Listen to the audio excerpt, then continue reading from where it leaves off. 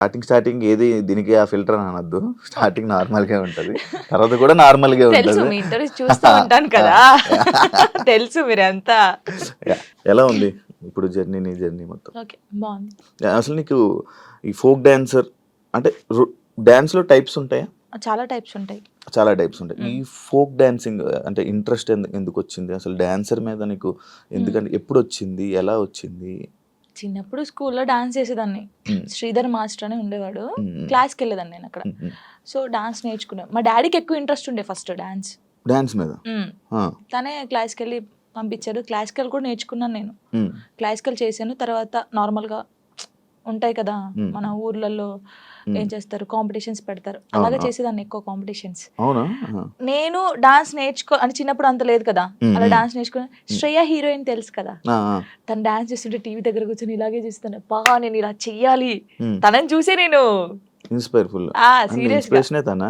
నిజంగా చిన్నప్పుడు తనని చూసే నేను ఇలా చేయాలి, ఇలా నడుము తిప్పాలి, ఇలా ఉండాలి అనుకుని అలా ప్రెజెంట్ నేర్చుకున్నాను. పర్ఫెక్ట్ ఇప్పుడు తనలా చేస్తున్నావా? తనలా అంటే కొంచెం అనుకో, చూసేవాళ్ళు చెప్పాలి, నేను చెప్పకూడదు. అదే బాగా చేస్తున్నావు అది. యాహ్! నీ కొరియోగ్రాఫర్ నీ గురువు ఎవరని చెప్తే ఏమని చెప్తావు? శ్రీధర్ మాస్టర్. ఆయనే నీ గురువా? దాని తర్వాత మొత్తం నీకు ఫైనల్ వరకు ఆయనే ఉన్నారా? అంటే ఫైనల్ వర్క్ కాదు. హ్మ్. నేను ఫోక్ ఇండస్ట్రీకి హ్మ్. రాకముందు నుంచి తనే నా గురువు. తన దగ్గర నేర్చుకున్నాను. ఈ ఫోక్‌లో నీకు ఎలా అవకాశం వచ్చింది? అంటే బేసిక్గా ఈవెంట్స్ ఎక్కువ చేసేదాన్ని. అప్పుడు నార్మల్గా నన్ను చూస్తూ ఉంటారు కదా వచ్చిన వాళ్ళు. ఎక్స్ప్రెషన్స్ బాగున్నాయి, పిల్ల బాగా చేస్తుంది. ఫోక్ సాంగ్స్లో ఫస్ట్ సైడ్కి చేశాను నేను.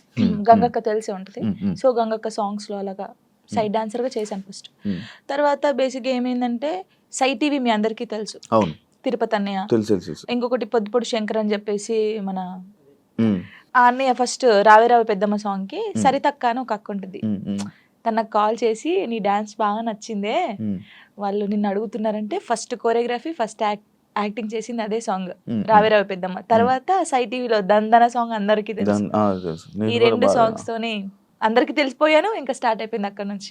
ఇప్పుడు ఒక సాంగ్ ఉంటే సాంగ్ వినాలనుకుంటుంటారు. కొంతమంది డాన్స్ చూస్తుంటారు. అంటే ఫోక్ అనగానే విలేజ్ సైడ్ కానీ మాస్ పీపుల్ కానీ ఎక్కువ చూస్తూ ఉంటారు కదా. నిన్ను పలకరించే ఆడియన్స్ ఏ టైప్ ఆఫ్ ఆడియన్స్ నేను నన్ను పలకరిస్తాను? ఎక్కువ పల్లెటూరు వాళ్ళు. పల్లెటూరు చాలా అసలు వాళ్ళ ఇంట్లో అమ్మాయి లాగానే చూస్తారు. పనిపోయి వస్తారు కదా. నాకు చాలా మంది కొన్ని వీడియోస్ పెట్టారు.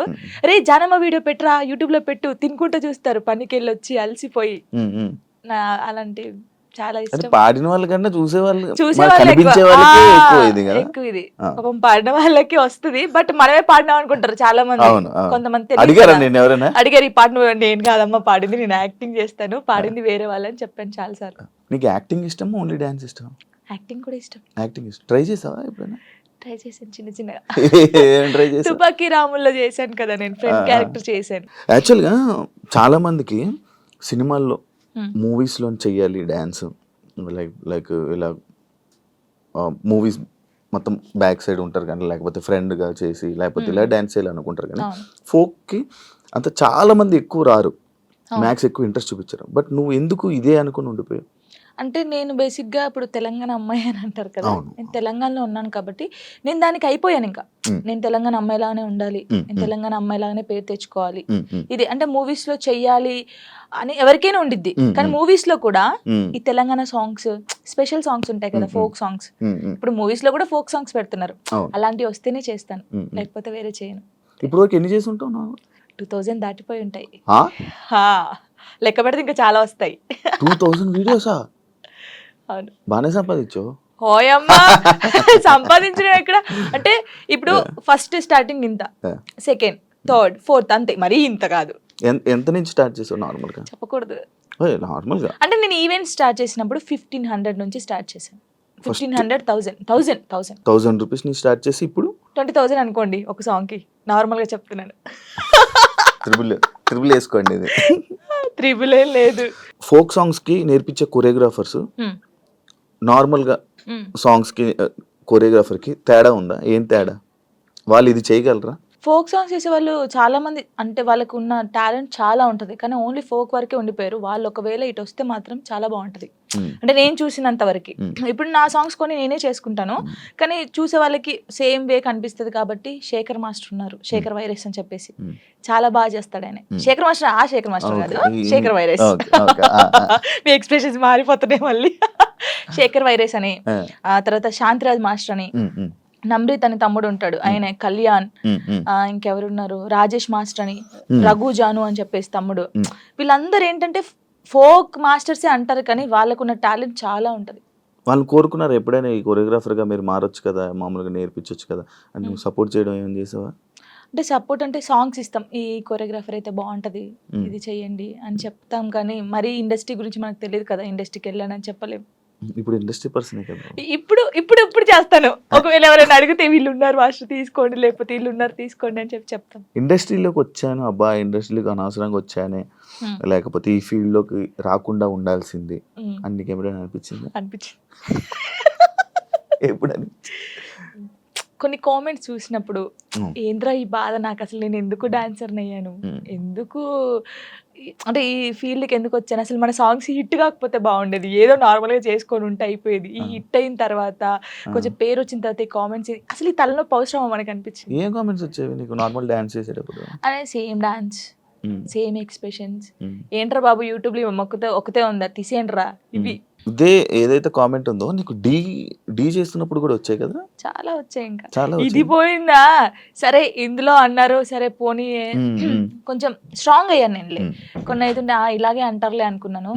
డీకి వచ్చిన తర్వాత చూసుకో సేమా అక్కడ కూడా పోయి అదే చేస్తున్నావా, ఇదే ఫోక్ డాన్సా, ఇంకేం రాదు నీకు, ఇదే ఉరి నీకేం తెలుసురా నాయన, నాకైతే వాడికి అనిపిస్తే వాడిని కూర్చోబెట్టి అది కాదు తమ్ముడు, లేకపోతే అది కాదన్నా, లేకపోతే అది కాదు అంకుల్ ఇలా చెప్పాలనిపిస్తుంది. నీకేం తెలుసురా డాన్స్ గురించి, ఏ సాంగ్ ఎలా మీరు నన్ను చూస్తున్నారు 5 years నుంచి ఒక అమ్మాయిని డాన్స్ చూస్తున్నా ఎక్స్ప్రెషన్ చూస్తుంటే వానికి వెరైటీగా ఏం కనిపిస్తుంది చెప్పండి మీరు? అవును, అవే ఎక్స్ప్రెషన్లు ఇస్తున్నావు. నిన్ను కూడా చాలా సార్లు విన్నాను ఇది, అవే ఎక్స్ప్రెషన్లు ఇస్తుంది, ఇవే చేస్తుంది. ఎందుకు శేఖర్ మాస్టర్ అంత లేపుతున్నాడు అని అన్నా. అసలు శేఖర్ మాస్టర్ లేపుతున్నారు అంటున్నారు కానీ అది కాదు. ఇప్పుడు మీరు ఉన్నారండి, నార్మల్ గా మీరు ఒక స్టైల్ చూస్తున్నారు, రోజు ఒక స్టైల్ చూస్తారు. ఇప్పుడు వెస్టర్న్ డాన్స్ మీ ముందు చేస్తారు, ఒక్కసారి వచ్చి ఒక మాస్ సాంగ్ చేస్తే మీరు వావ్ సూపర్ అంటారు ఎవరైనా సరే. నార్మల్ పర్సన్ ఒక డప్పు కొడుతుంటే మనకు కాలాగదు.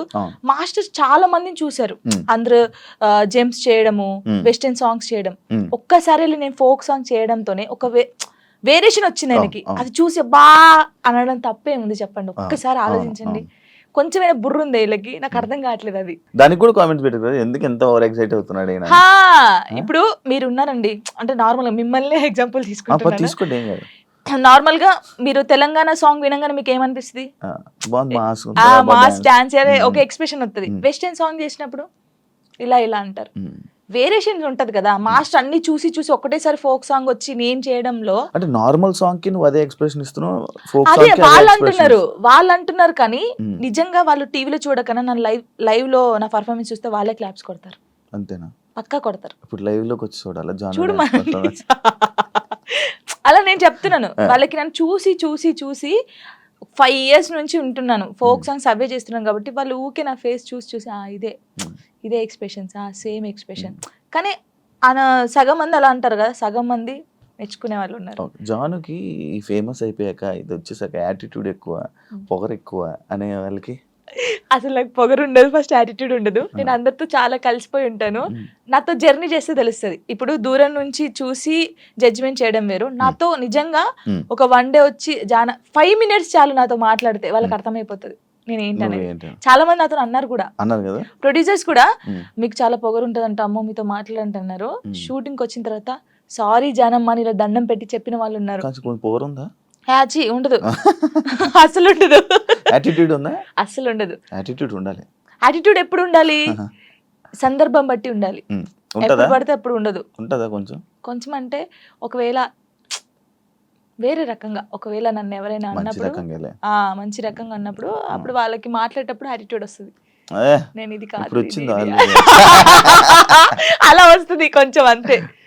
ఎందుకు యాటిట్యూడ్, ఎందుకు పొగరు అవసరం లేదు. ఈ రోజు ఇంత ఉందాం, తర్వాత ఇంత అవుతాం.